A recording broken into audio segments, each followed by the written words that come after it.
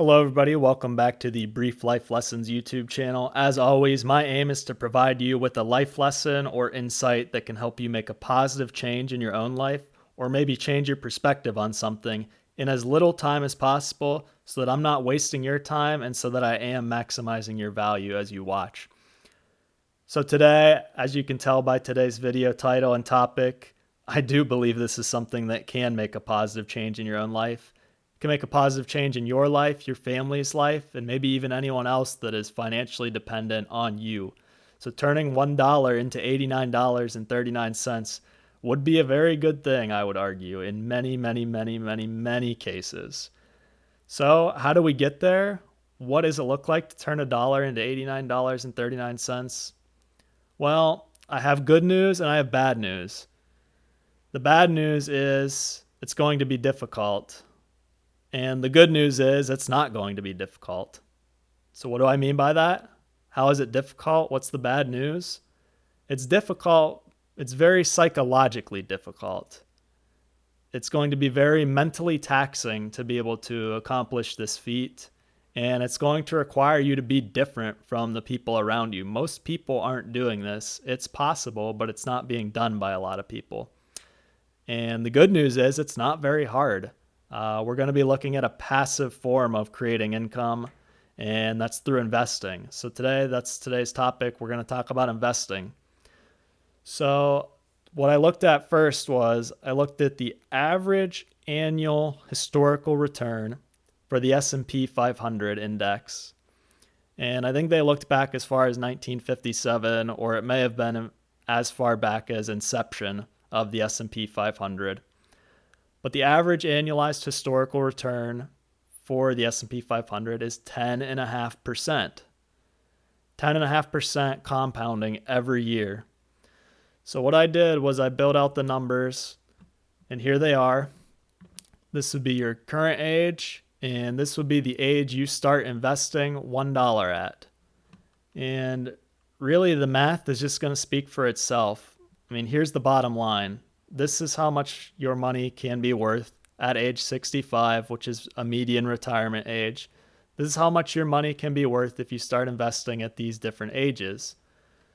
So if this is known, if this is possible, and people have this information available to them, people know the average annualized historical return. It only takes a quick Google search to find out what the average return is.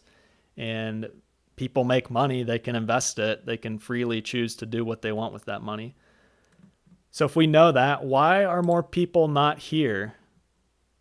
People could be here. It's possible. It's just simple math. It's a 10.5% annualized return every year when you start at 20 with $1. This is where you can get. So why are more people in this range and less people up in this range? Why aren't they here? Again, I think the psychology is the hardest part, and that's what I'm here to talk about. First thing first, especially you look in today's world, you'll have to ride through some ups and downs of bear markets. Markets are down about 20% on average. Some sectors, some areas, some stocks more, some stocks less. Especially some of those hot and popular tech stocks, those have really been ravaged. A lot of them are down over 50% from their all-time highs. And when people see that, they start to get scared and they either invest less or withdraw their money or stop investing altogether. So when they do that, they lose their chances of getting here. They're going to make less returns when they invest later in their life and need to retire. The other part of this is, I think, familial and cultural. I think many people don't start thinking about retirement until maybe here. When you're 20 and 25, you're thinking, I just got out of college. I just got a great job making, real decent income for the first time. I'm going to treat myself and I'm going to enjoy life right now while I'm young. Age 30 and 35, you're maybe at the point where you have met a spouse and you're starting a family. So you're not necessarily thinking about retirement yet. You're not old yet, and you're spending some of your discretionary income on your wife, your family, your kids, and just overall enjoyment. You're just enjoying yourself. And then I think people maybe start to hit a little bit of a turning point here. They hit a reality, a realization that, hey, my age doesn't start with a 3 anymore, and I won't be young forever. So at this point, I think people think, I'm not super old yet, but I also want to think about retirement at this point because I don't want to work forever, and I'm 40 and I maybe don't have a lot saved. So again, if you wait till here, you're looking at about a $12 multiplier on every dollar you put in. Whereas you could have been all the way up to almost $90 on every dollar you put in the market if you had invested earlier. But again, it's uncommon, and a lot of people want to keep up with the Joneses, and monkey see, monkey do. They're going to do what their neighbors and other people do. If they see people inflating their lifestyle with bigger houses and bigger cars, that's what they're going to do.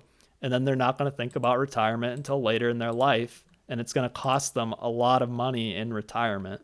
They're going to lose a lot of returns. So again, riding through bear markets, the keeping up with culture, and the last thing I want to talk about is just the overall psychology of compound interest. Compound interest is wonderful. You have opportunities to turn $1 into these high figures, these huge multipliers, but it ramps up really slowly. $1 at 20 years old invested. By the time you are near 43 and a half years old, that dollar has only returned you $10 over 23 years. Now, we know that $10 in today's world is not a lot of money. And I think thinking about that psychology, my dollar is only going to make me $10 in 23 years.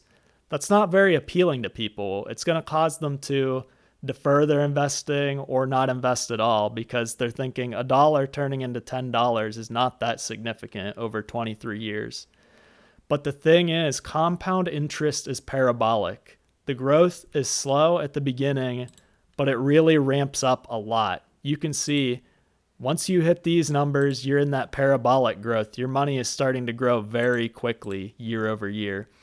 Whereas if you wait, you're never going to hit that part of the parabola where it turns upward. You're going to be in that part where it's flatlined, and you're not going to have a lot of money in investment later in your life. So again, this is just something to think about as you think about investing. And really, again, it's hard because of the psychology. It's not hard because of the numbers. These numbers are based on historical figures that have been accurate, and these are the possibilities that are out there for you as young investors. And if you're a little bit older, you can't work backwards, but the longer you defer your investments, the less they'll be worth. So my advice would be to buy a little bit of stocks every time you get paid. Buy a little bit of the stock market every time you get paid. Just a little bit every time, and it will add up in the long run. Again, I hope you guys enjoyed this video. If you did, hit that like button.